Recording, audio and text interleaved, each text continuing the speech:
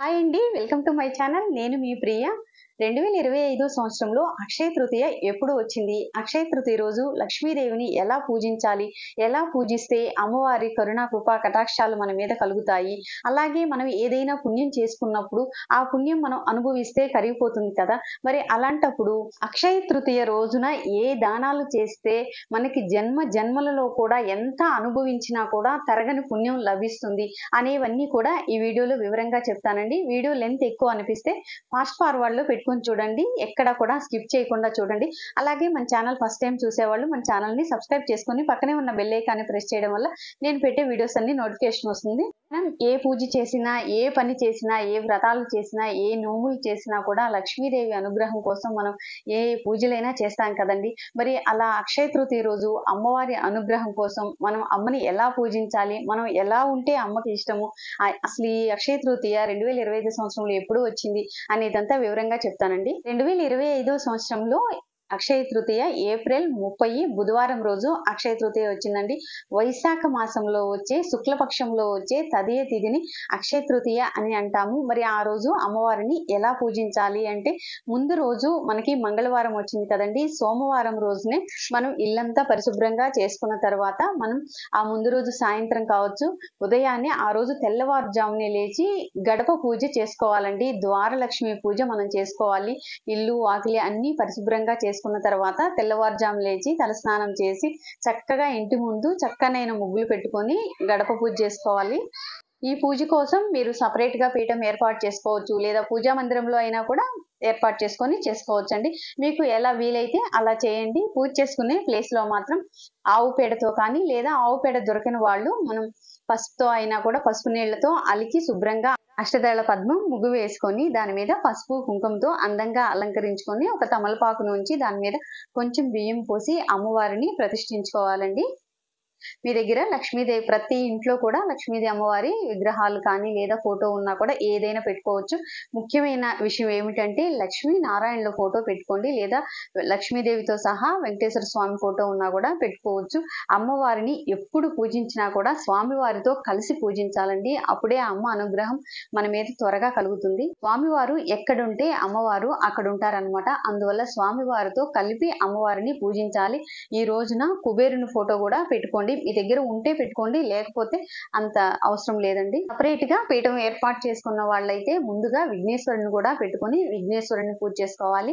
అదే పూజా మందిరంలో చేసుకునే వాళ్ళైతే ఆల్రెడీ పూజా మందిరంలో మనకి వినాయకుడు ఉంటారు కదా, విఘ్నేశ్వరుని కూడా పూజించుకొని అమ్మవారిని, వినాయకుడిని అందరినీ కూడా ఎర్రని పువ్వులతో అలంకరించుకోండి. ముందుగా వినాయకుడికి షోడశోపచార పూజ చేసుకొని వినాయకుడికి బెల్లం ముక్క నైవేద్యంగా సమర్పించి అలాగే తాంబూలం కూడా సమర్పించండి.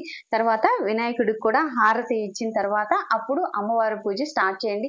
అమ్మవారికి స్వామివారితో సహా అమ్మవారిని అని చెప్పాను కదా, ఈ రోజుల్లో ప్రతి ఇంట్లో కూడా స్వామి అమ్మతో కలిసిన ఫోటోలు ఉంటున్నాయి కదండి. అలా ఇద్దరిని, స్వామివారిని అమ్మవారి ఇద్దరి ఫోటో పెట్టుకొని మీరు అమ్మవారికి స్వామివారికి కూడా షోడశోపచార పూజ చేసుకోవాలి ఫస్ట్.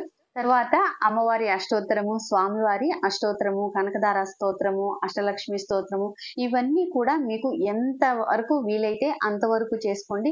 పూజ ఉదయాన్నే తెల్లవారుజామునే చేసుకోండి. ఎందుకంటే ఒకవేళ మీరు తర్వాత ఆ రోజు ఏదైనా కొనుక్కోవాల్సిన వస్తువులు కానీ, బంగారం కానీ ఇలా ఏదైనా ఉన్నా కూడా అవి తర్వాత మధ్యాహ్నం తీసుకొచ్చుకొని సాయంత్రం మళ్ళీ పూజ చేసుకొని ఆ పూజలో పెట్టుకోవచ్చు అనమాట. ఉదయం మాత్రం తెల్లవారుజామున ఆ రోజు అక్షయ తృతీయ రోజు మాత్రం తెల్లవారుజామునే మనం అమ్మవారికి స్వామివారికి మీరు దీపారాధన చేసుకొని మీ దగ్గర ఎంతవరకు అవకాశం ఉంటే అంతవరకు పెట్టుకోండి. అలాగే ఏదైనా ఒక చిన్న కుండల్లో 3 కుండలు తీసుకొని అందులో ఒక దానిలో బియ్యం పోసుకోండి, నిండుగా పోసుకోవాలండి.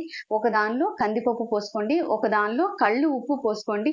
ఒకవేళ మా దగ్గర ఇలాంటి అక్షయ కుండలు కానీ ఇలాంటివి ఏమీ లేవండి, ఏం చేయాలి అంటే ఏదైనా వాడని గిన్నెలు, వాడని గ్లాసులు కొత్తవి ఉన్నా కూడా వాటిలో కూడా అవి నిండుగా అమ్మవారి ముందు పెట్టుకోండి. ఎందుకంటే మనకి ధన ధాన్యానికి దేనికి లోటు లేకుండా అమ్మవారు చేయడం కోసమని వాటిని సమృద్ధిగా మనకి, మన కుటుంబానికి ఇవ్వమని అవి మనం పూజలో పెట్టుకుంటామండి. రోజు కొత్తగా అక్షయ పాత్ర పెట్టుకునే వాళ్ళు అక్షయ పాత్ర పెట్టుకోవచ్చండి, కుబేర కుంచం కూడా పెట్టుకోవచ్చు. మీకు ఎంతవరకు నేను కొంచెం ఈజీగా సులువుగా అమ్మవారిని పూజించే విధానము మీకు చూపిస్తున్నాను అనమాట. అమ్మవారికి ఈ రోజు అవకాశం ఉన్నంత వరకు కూడా కాయిన్స్ తోటి పూజ చేయడానికి ట్రై చేయండి. లక్ష్మీప్రదమైన వస్తువులన్నీ కూడా పూజలో పెట్టుకోవాలండి. ఈ రోజు కొత్తగా పసుపు, కుంకుమ, అదే కళ్ళు ఉప్పు ఇవి తెచ్చుకోవాలి. కళ్ళు ఉప్పు మాత్రం కంపల్సరిగా తెచ్చుకోండి. మీరు బంగారం మీ అవకాశం ఉన్నంత వరకు కొనుక్కోగలిగితే కొనుక్కోండి, లేదా కళ్ళు ఉప్పు మాత్రం ఈ రోజు తప్పకుండా కొని తెచ్చుకోండి. పసుపు, కుంకుమ కూడా తెచ్చుకొని కొత్తవి అమ్మవారి పూజలో పెట్టుకోవాలి. రోజు అమ్మవారిని పసుపు కొమ్ములతో 108 పసుపు కొమ్ములతో అలాగే 108 కాయిన్స్ తో పూజిస్తే చాలా మంచిదండి. ఆ పసుపు కొమ్ములతో పూజించి అమ్మవారిని ఆ పసుపు కొమ్ములు మీరు బీరువాలో దాచుకోండి. అమ్మవారి ప్రతిమ ఏదైనా లక్ష్మీదేవి ప్రతిమ ఉంటే మీరు ఆ రోజు అమ్మవారికి పంచామృతాలతోటి అభిషేకం చేయండి. ఒకవేళ మా దగ్గర అమ్మవారి ప్రతిమ లేదండి అనుకున్న వాళ్ళు ఒక కాయిన్ని పసుపు కుంకుమ పెట్టి మీరు అమ్మవారి లాగా భావించి దానికైనా కూడా మీరు అలా అభిషేకం చేసుకోవచ్చు. అమ్మవారిని ఎంత గొప్పగా ఎన్ని రకాల వస్తువులతోటి మనం పూజించాము అనేది ముఖ్యం కాదండి. అమ్మవారి మీద మనకి ఎంత భక్తి ఉన్నది, ఎంత భక్తి భావంతో అమ్మను మనం ఆరాధిస్తున్నాము అనేదే ప్రధానంగా చూస్తారు. ఇలా అమ్మవారికి అభిషేకం చేసుకున్న తర్వాత ఎర్రని పువ్వులతోటి అమ్మవారికి స్వామివారికి అష్టోత్తరం చదువుకొని కనకదార స్తోత్రము ఈరోజు తప్పకుండా చదువుకోండి, చాలా మంచిదండి.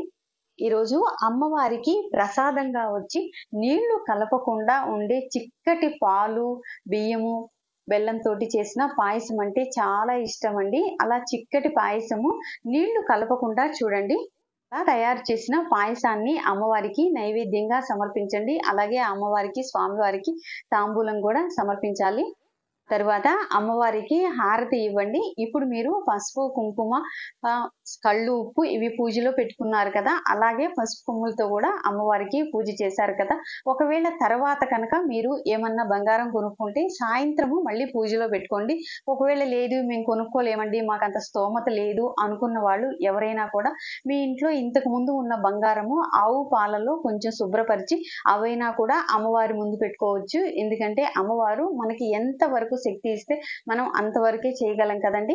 ఇంతవరకు మనం లక్ష్మీదేవి అనుగ్రహం కోసం మనం అమ్మని ఎలా పూజించాలి ఈ రోజు అనేది చూసాం కదండి. ఇప్పుడు మనం ఈ రోజున చేసుకునే పుణ్యము అనంతంగా మనకి జన్మ జన్మల్లో కూడా తరగకుండా ఉండాలి అంటే ఏం చేయాలి అనేది వివరంగా చెప్తానండి. ఈ రోజు ఇచ్చే స్వయం పాక దానం వల్ల మనకి జన్మ జన్మలలో కూడా ఎన్ని జన్మల్లో కూర్చొని తిన్నా జన్మ జన్మలకు కూడా మనకి అన్నానికి లోటు ఉండదండి. దానికోసమని అక్షయ తృతీయ రోజు ఇచ్చే స్వయం పాక దానం అనేది అంత గొప్పదనమాట.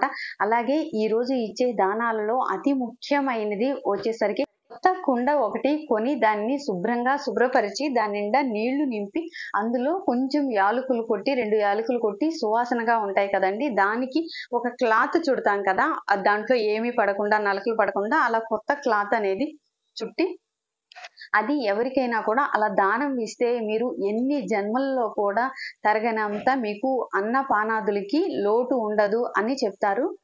అవకాశం ఉన్న వాళ్ళు ఈ విధంగా కొత్త కుండ నిండా నీళ్లు నింపి ఇలా దానం ఇవ్వడానికి చూడండి. అలాగే ఈరోజు చెప్పులు, గొడుగు ఇలాంటివి కూడా దానం చేయొచ్చు. విసనకర్ర ఇవి కూడా దానం చేయొచ్చు. ఇంకా అంచు ఉన్న వస్త్రాలండి, అవి కూడా దానం చేస్తే వస్త్రదానం చేయడం వల్ల మనం చెప్పుకున్నాం కదండి ఇంతకు ముందు వీడియోలో చెప్పినట్లుగానే మనం ఏదైనా పుణ్యం చేసుకుంటే అదేంటంటే తరిగిపోతుంది కదా, మనం అనుభవించే కొంది ఆ పుణ్యం అనేది తరిగిపోతుంది. ఇలా ఈ రోజు చేసుకున్న పుణ్యం మాత్రం జన్మ జన్మల్లో ఎంత అనుభవించినా కూడా తరగనంత పుణ్యం లభిస్తుంది అని ఈ రోజుకి అక్షయ తృతీయ రోజుకి అంత ప్రాముఖ్యత ఉందండి. అందుకని వీలైనంత వరకు ఈ విధంగా అమ్మవారిని పూజ చేసుకొని అలాగే మనం చేసే దానాలు కూడా నేను వివరంగా చెప్పాను కదండి, ఈ విధమైన దానాలు చేయడానికి వీలైనంత వరకు ప్రయత్నించండి. అలాగే బంగారం అవకాశం ఉన్న వాళ్ళు కొనుక్కొని సాయంత్రం పూజలో పెట్టుకోండి. ఒకవేళ బంగారం కొనుక్కోలేని వాళ్ళు ఇలా కళ్ళు ఉప్పు, పసుపు, కుంకుమ ఇవి ఇంటికి తీసుకొచ్చుకొని పూజలో పెట్టుకున్నా కూడా అంతే ఫలితం లభిస్తుందండి. ఇంకా కుబేరుని కూడా పెట్టుకున్న వాళ్ళు కుబేరు మంత్రంతో నేను షార్ట్ వీడియో అప్లోడ్ చేశానండి, అది చూడండి ఒకసారి. వీడియో మీకు నచ్చినట్లయితే వీడియోని షేర్ చేయండి, లైక్ చేయండి. అలాగే వీడియోని లైక్ చేయడం వల్ల ఎక్కువ మందికి ఈ వీడియో అనేది రీచ్ అవుతుంది. మన ఛానల్ ఫస్ట్ టైం చూసేవాళ్ళు ఛానల్ని సబ్స్క్రైబ్ చేసుకోండి. మరొక మంచి వీడియోతో మళ్ళీ కలుద్దాము. Thanks for watching. ఒకసారి అందరికీ అక్షయ తృతీయ శుభాకాంక్షలు.